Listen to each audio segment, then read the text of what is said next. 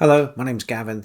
This is Genre Books, and this is week 18 of the Read What You Own challenge. The challenge to read 100 books from these shelves behind me before I buy a new one.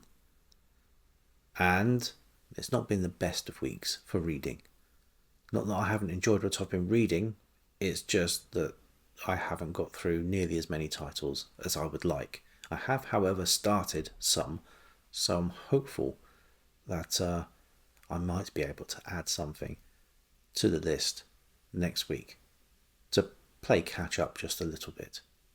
This time last week I was halfway through A Room with a View from E.M. Forster, and I have now finished this book. This was a buddy read I was doing with Debs from Raina Read Stuff, and our first time round with this book for both of us, and I think we are in agreement that it's great.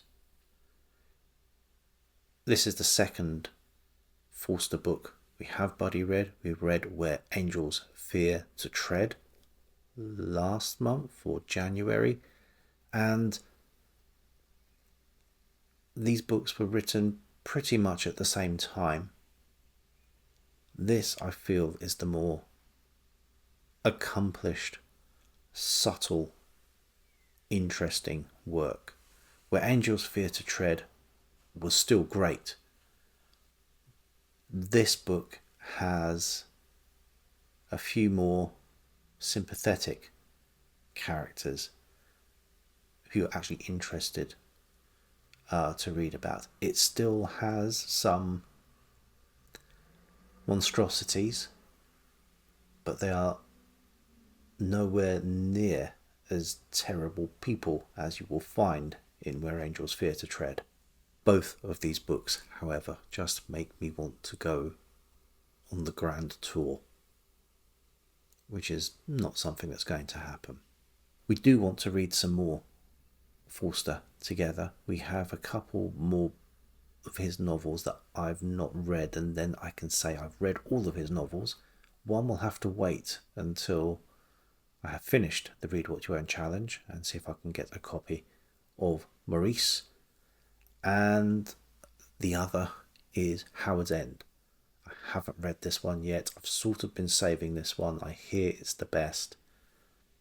I'm looking forward to tackling this, hopefully later this year. The second book I finished this week was altogether chunkier and altogether a different affair. It is Tim Powers' The Anubis Gates, and this again was a buddy read and a book I read with Pat from Book Chat with Pat.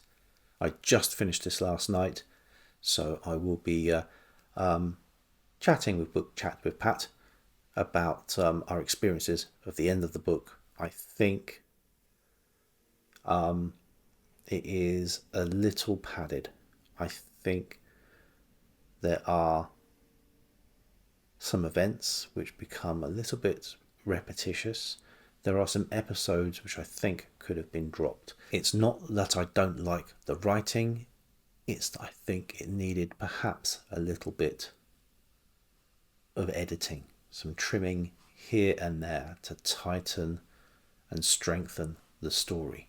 The premise is great, and the setting in which we find ourselves mostly is a very evocative Victorian underworld. A sort of mix of Mayhew and Dickens and Jekyll and Hyde and Spring-Heeled Jack and all sorts of subterranean nastiness. This is horror, science fiction, fantasy, adventure, all rolled into one. There's a lot to like here, but there's also a little bit of stuff which I think could have been left by the wayside and wouldn't have harmed the story, and I think actually would have enhanced it. What that book did do, however, was slow me right down. I have started a couple of other things, but I have not yet finished. One of them won't count towards the Read What You Own challenge, unfortunately, and that is an issue of Spicy Detective a pulp magazine, I am reading for March Mystery Madness, and I have started Deluge by S. Fowler Wright, a science fiction novel from the 1920s from Great Britain, which wasn't on any of my lists. I just saw it and fancied having a read of that. So I am perhaps a third of the way through that book, perhaps a little bit less than that. I should finish that next week. Things aren't going to get any easier for me next week because I'm doing yet another body read. I'm reading Hyperion from Dan Simmons. This is the next choice from my tote bag of Mild Peril, or the first volume in the choice from that tote bag. This is, again, not, I would suggest, a quick or brisk read, but one I have been keen to read for some time. So, challenge be damned. I will try to read some short works alongside that to regain some of the impetus and the tempo. I will today read, if I have the chance, Terror on the Burren from Ray O'Lawless, part of the another reading event from the Coles Bookish Nook, which is running this month. I don't have many Irish authors, or maybe I do and I don't know who they are. This is definitely one of them. I will also, if I have time, read The Castle of Otranto from Horace Walpole in preparation for some gothic-y stuff happening later this year. And it's this is 3 gothic novels. I've read the other 2, so this isn't as big a deal as it looks here. I should be able to read The Castle of Otranto, hopefully within a day, if I'm able to set aside enough time. However, it's all very well having plans. Let's look at what I've actually got done, and the Anubis Gates was the last book ticked off on this list. Book number 79. I'm nearly 4/5 of the way through.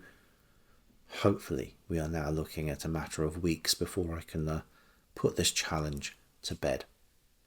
But until next time, bye.